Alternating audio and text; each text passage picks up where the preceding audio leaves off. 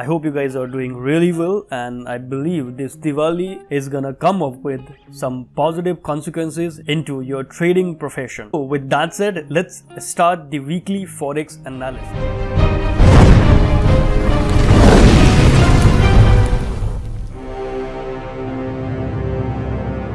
So welcome back. मेरा नाम है गिरीश और ये है लास्टली स्पोकन। जो 6 मेजर करेंसी पे रिव्यू करने वाले हैं वो एज यूजुअल रहेंगे मेजर कैटेगरी के euro USD, GBP USD, USD JPY, USD CHF, AUD USD और यूएसडी कैड। बात करते हैं सबसे पहले करेंसी पेयर जो कि हमारा फेवरेट है, यूरो यूएसडी। लास्ट वीक के एनालिसिस के हिसाब से डाउन ट्रेंड इंडिकेट किया था, जो कि अच्छा खासा मूव भी हुआ। पिछले अगर मैं फ्राइडे की बात करूं तो अच्छा खासा मूव हमें मिला था, इनफैक्ट थर्सडे और फ्राइडे के दिन। और वापस से क्योंकि डेली टाइम फ्रेम के हिसाब से यहाँ पर एक सपोर्ट लेवल था, तो यहाँ से रिजेक्शन मिला हमें अच्छा खासा। वीकली टाइम फ्रेम के हिसाब से डाउन ट्रेंड में अभी भी है और हमारे पास कुछ जोन यहाँ पर सेट है। पहला ये एक जोन है, दिस वन, और दूसरा जोन हमारे पास यहाँ पर है। अगर मैं डेली टाइम फ्रेम की बात करूं तो अगर वीकली के हिसाब से बात करें तो क्लोजर हमारे पास इस एरिया पर है। सो लेट्स सी कितना अभी और डाउन ट्रेंड में मूव करेगा प्राइस, वो देखने वाली बातें हैं। फिलहाल डाउन ट्रेंड में है तो हम केवल सेल की ट्रेड ही एग्जीक्यूट करेंगे और उसके लिए लास्ट 4 आवर्स या फिर लास्ट 8 आवर्स का अगर मैं यहाँ पर प्राइस देखता हूँ तो एक बुलिश मोमेंटम हमें दिखा था और ये ऑलमोस्ट जो जोन मैंने ड्रॉ किया है इस एरिया के आसपास यहाँ तक आ सकता है प्राइस। तो अगेन हम यहाँ पर इस एरिया के आसपास एक शॉर्ट की एंट्री देख सकते हैं। अगर हमें कोई सेलिंग प्रेशर दिखता है तो इस एरिया में हम एग्जीक्यूट कर सकते हैं सेल का ट्रेड। लास्ट वीक के हिसाब से एक अच्छा खासा प्रॉफिट आपने यहाँ पर लिया होगा इस करेंसी पेयर में, क्योंकि हमारे प्रेडिक्शन के हिसाब से जो ये ट्रेंड लाइन थी यहाँ पर इसके आसपास से हम शॉर्ट सेलिंग करेंगे, तो कुछ ऐसा ही प्राइस ने किया। और अगर आपने इस एरिया पे यहाँ पर ट्रेड लिया होता तो ऑलमोस्ट 1:2 का टारगेट हिट हो चुका होता आराम से, राइट। सो इस वीक के लिए भी हमें कुछ यहाँ पर इस एरिया में हमें वेट करना है और यहाँ पर अगर कोई सेलिंग प्रेशर हमें दिखता है तो हम यहाँ पर हम सेल की एंट्री प्लेस कर सकते हैं, या फिर इवन ये ट्रेंड लाइन तक भी अगर हमें कोई सेल का अपॉर्चुनिटी मिल रहा है तो हम यहाँ इस एरिया तक भी जा सकते हैं। सो बात करते हैं नेक्स्ट करेंसी पेयर जो है GBP USD. In fact GBP USD में बहुत स्ट्रॉन्ग सेलिंग प्रेशर हमें देखने को मिला था। उसका रीजन ये था, यहाँ पर एक स्ट्रॉन्ग ये कैंडलस्टिक पैटर्न आपको बताया था लास्ट वीक मैंने, that is known as evening star candlestick pattern. इस कैंडलस्टिक पैटर्न के बाद कहीं ना कहीं डाउन ट्रेंड में जाने के चांसेस बढ़ जाते हैं, जो कि एक सही लेवल पर था। इस एरिया में प्राइस को रिजेक्शन भी मिला था।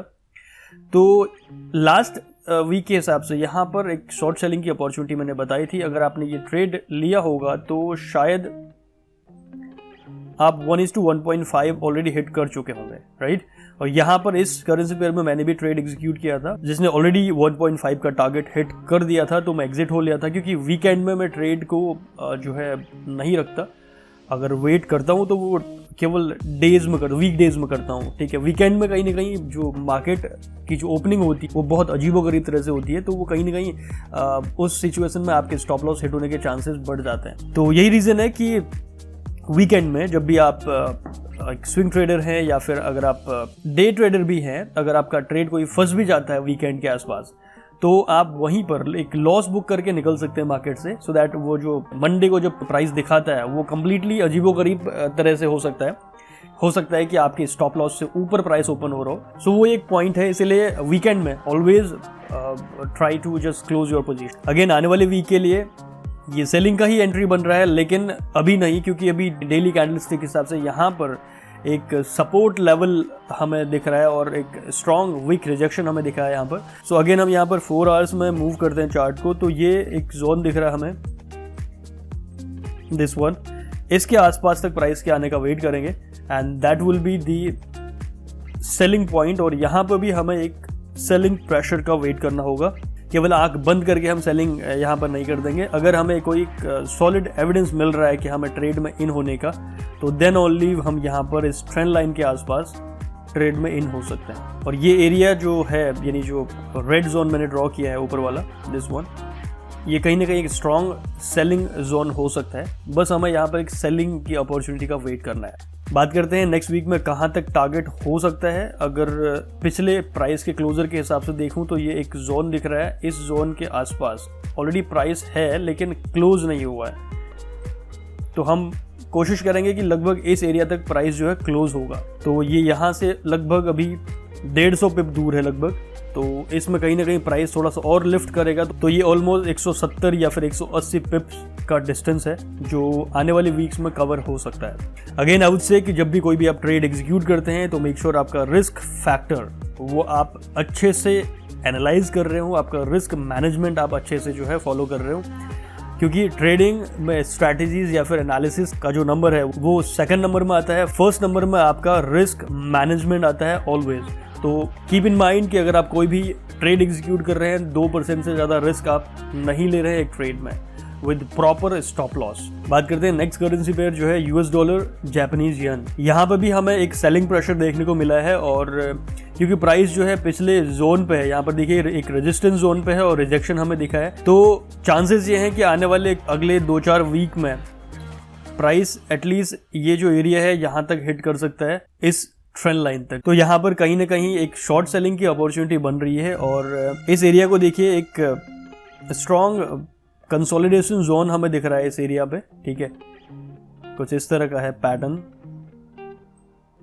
इससे नीचे अगर प्राइस क्लोज हो जाता है, जो कि ऑलमोस्ट हो चुका है, तो हमें अब छोटे टाइम फ्रेम में 1 आवर या फिर 4 आवर्स में इस एरिया को टेस्ट करने का वेट करना पड़ेगा। इस एरिया को टेस्ट करने के बाद एक रिजेक्शन हमें मिल रहा है, यानी एक लॉन्ग विक रिजेक्शन अगर दिख रहा है इस एरिया से, यानी हमें एक सेलिंग प्रेशर चाहिए यहाँ पर, तो वो एक सेल की परफेक्ट एंट्री हो सकती है। क्योंकि अगर मैं डायरेक्टली यहाँ पर सेल कर दूंगा तो ऑलरेडी ये जोन में है प्राइस, ये एक जोन बन रहा है, तो इस जोन पे हो सकता है कि प्राइस यहाँ से वापस लिफ्ट करे और सीधे ऊपर चला जाए। लेकिन इससे बचने के लिए जो हम कर सकते हैं वो ये कि प्राइस को थोड़ा नीचे आने दें, और एक लेवल के बाद जब प्राइस वापस आएगा, यहां पर अगर हम इस एरिया पर अगर कोई सेलिंग प्रेशर दिख रहा है, एक लॉन्ग विक रिजेक्शन या फिर इनगल्फिंग कैंडल डाउन ट्रेंड की तरफ, तो वो एक परफेक्ट एंट्री का पॉइंट बनेगा। तो आप वहां पर एंट्री ले सकते हैं सेल की, जो कि यूएसडी जेपीवाई इंडिकेट कर रहा है। लेकिन क्योंकि एक बुलिश था बहुत लंबे समय से ये प्राइस इसमें, तो इस सिचुएशन में एकदम से सेल करना एक सही डिसीजन नहीं होगा, क्योंकि अगली एक कैंडल वो हो सकता है इसको तोड़ के नेक्स्ट लेवल तक यहाँ तक पहुँचाए। सो इसीलिए अगर आपको ट्रेड एग्जीक्यूट करनी है इस करेंसी पेयर में, तो आप डेली या 4 आवर्स के हिसाब से इस जोन को ब्रेक होके नीचे डाउन ट्रेंड की तरफ जो है एक सेलिंग प्रेशर का वेट करें, उसके बाद ही इसमें ट्रेड एग्जीक्यूट कर सकते हैं। और ये काउंटर ट्रेड होगा जिसमें रिस्क कम होने के चांसेस होते हैं, प्रॉफिट बहुत ज़्यादा। और जब भी हम एक रिवर्सल ट्रेड करते हैं तो उसमें कहीं ना कहीं हमारे जो विनिंग के जो ऑड्स होते हैं वो कहीं ना कहीं हमारे फेवर में कम जाते हैं। तो मेक श्योर रिवर्सल ट्रेड करने से पहले आप एक बार ध्यान से अपने रिस्क टू रिवॉर्ड को मैनेज करके चलें, और चांसेस ये होते हैं कि रिवर्सल ट्रेड ज़्यादातर जो होती हैं वो फेवर में नहीं आती। तो इस करेंसी पेयर के लिए मैं शॉर्ट सेलिंग के लिए जाऊंगा अगले कुछ समय के लिए, विद प्रॉपर अगर यहाँ पर हमें एक सेलिंग प्रेशर दिखता है और ये इंडिकेशन हमें सेलिंग का मिलता है, तो एल्स मैं यहाँ पर कोई भी ट्रेड एग्जीक्यूट नहीं करूँगा बाय द टाइम कि ये जोन पूरा, ये जोन यहाँ तक का जोन जो है ये ब्रेक ना हो, मतलब या तो अपर डायरेक्शन में होगा या फिर लोअर डायरेक्शन में होगा, then only I will be thinking कि यहाँ पर एक ट्रेड एग्जीक्यूट हो सकती है। तो बात करते हैं नेक्स्ट करेंसी पेयर जो है US dollar versus Swiss franc. Alright, यहाँ पर एक ट्रेंड लाइन बन रही थी, लास्ट वीक में भी यहाँ पर एक ट्रेंड लाइन पे हमें एक डोजी या फिर एक इनडिसीजन कैंडल मिला था, और उसके बाद कहीं ना कहीं प्राइस कंसोलिडेट हो रहा है वहीं पर, ठीक है, ये ट्रेंड लाइन के पास ही है प्राइस।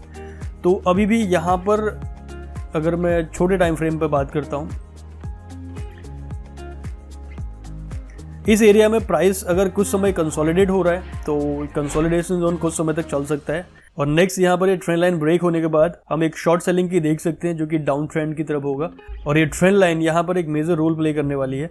तो मेक श्योर कि इस ट्रेंड लाइन के आसपास और यहाँ पर अगर हमें एक डाउन ट्रेंड की तरफ एक स्ट्रॉन्ग सेलिंग प्रेशर दिख रहा है, एक इनगल्फिंग कैंडल जो ट्रेंड लाइन को ब्रेक करके डाउन ट्रेंड की तरफ मूव हो रही है, देन हम यहाँ पर एक प्रॉपर रिस्क टू रिवॉर्ड के साथ एक सेल की पोजीशन बना सकते हैं। और अगर बड़े पिक्चर में देखूं तो एक सेल की ही पोजीशन बन रही है इस करेंसी पेयर में। नाउ बात करते हैं सेकंड लास्ट करेंसी पेयर जो है AUD USD। AUD USD में वीकली टाइम फ्रेम के हिसाब से यहाँ पर ऐसा कोई भी सिग्नल हमें नहीं मिल रहा है कि ये डाउन ट्रेंड है या अप ट्रेंड है, क्योंकि बहुत कॉम्प्लिकेटेड चार्ट है। तो इस सिचुएशन में कोई भी ट्रेड एग्जीक्यूट करने के लिए मैं नहीं कह सकता। I will wait for next level. अगर यहाँ पर इस एरिया में जो जोन मैंने डिसाइड किया है, इस जोन पे अगर प्राइस आता है और यहाँ पर एक विक रिजेक्शन मिलता है तो एक शॉर्ट सेलिंग हम कर सकते हैं। लेकिन फिलहाल के लिए ये बाई या सेल किसी भी सिचुएशन में मुझे नज़र नहीं आ रहा है। ठीक है, तो इसको स्किप करते हैं। अब बात करते हैं लास्ट करेंसी पेयर जो है US dollar versus Canadian dollar. Weekly time frame के हिसाब से लास्ट वीक में मैंने यहाँ पर बाई के लिए एक सिग्नल दिया था, जो कि इस लेवल के आसपास तक हम इस ट्रेड को होल्ड कर सकते थे। ऑल्दो यहाँ तक प्राइस पहुंच चुका है तो ऑलमोस्ट 80 पिप्स या 90 पिप्स के आसपास का टारगेट था जो हिट हो चुका होगा। अब फिलहाल यहाँ पर ऑलरेडी एक रेजिस्टेंस वाले जोन में आ चुका है, तो यहाँ पर सेल के लिए हम देख सकते हैं अगर इस एरिया में हमें एक सेलिंग प्रेशर दिख रहा है। क्योंकि अगर मैं बड़ी पिक्चर देखता हूँ तो ये एक डाउन ट्रेंड की तरफ मूव हो रहा है प्राइस कुछ इस तरह से। अभी हो सकता है कि आने वाले समय में कुछ समय और भी ये लिफ्ट करे। एक ट्रेंड लाइन भी यहाँ पर हमारे सामने बन रही कुछ इस तरह से। हो सकता है प्राइस इस ट्रेंड लाइन को रिस्पेक्ट करे और इस ट्रेंड लाइन के आसपास हमें एक रिजेक्शन मिले। अगर इस जोन पे हमें रिजेक्शन नहीं मिलता और यहाँ से प्राइस कंटिन्यूसली ऊपर चला जाता है तो फिर यहाँ पर एक कहीं ना कहीं इस ट्रेंड लाइन के आसपास से हमें वेट करना पड़ेगा। इस करेंसी पेयर में भी कोई भी बाई या सेल का सिग्नल मुझे नज़र नहीं आ रहा है, क्योंकि इस बाई का सिग्नल जहाँ पर था मैंने लास्ट वीक में बताया था। अब यहाँ से अगर हम यहाँ पर बाई करते हैं तो हमारा जो रिस्क है वो बहुत ज़्यादा हो जाता है। आप देख सकते हैं लगभग 160-170 पिप्स का जो रिस्क है और उसके बदले रिवॉर्ड वी डोंट नो कि कितना लेके जाएगा। इवन अगर ऊपर जाता भी है या नहीं जाता वी डोंट नो, क्योंकि जो बड़े टाइम फ्रेम में ट्रेंड है वो डाउन ट्रेंड की तरफ इंडिकेट कर रहा है। सो इस करेंसी पेयर में भी हमें वेट करना है और एक प्रॉपर सेलिंग अपॉर्चुनिटी मिलने पर हम एक सेल की ट्रेड एग्जीक्यूट कर सकते हैं इस लेवल के आसपास। सो दैट्स इट गाइज, ये रहा weekly forex analysis next week यानी 8 नवंबर से 12 नवंबर 2021 तक। आई होप वीडियो देखने के बाद आपको नेक्स्ट वीक में फॉरेक्स मार्केट में किस तरह का मूवमेंट हो सकता है ये आपको समझ आया होगा। वीडियो पसंद आता है तो एक लाइक स्मैश करना ना भूलें और फ्यूचर वीडियोस के लिए चैनल को सब्सक्राइब करना बिल्कुल ना भूलिएगा। So with that said, this is your coach Classly spoken signing off. Have a wonderful day ahead. Happy trading.